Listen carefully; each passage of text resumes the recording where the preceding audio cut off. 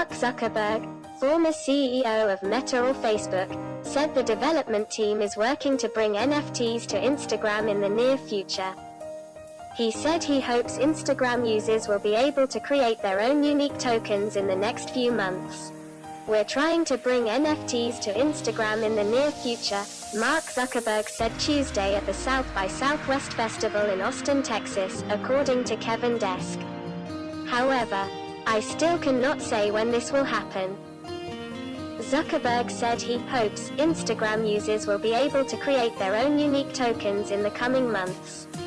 In January, the Financial Times reported, citing informed sources, that Meta was working on plans for Facebook and Instagram users to display NFTs in their profiles. It is worth mentioning that Meta has not yet responded to the request of the festival participants for more information about the NFT section of Instagram. In October, Facebook changed its name to Meta to show its focus on metaverse and virtual reality. The company had previously said in a meeting that Metaverse also supports NFTs.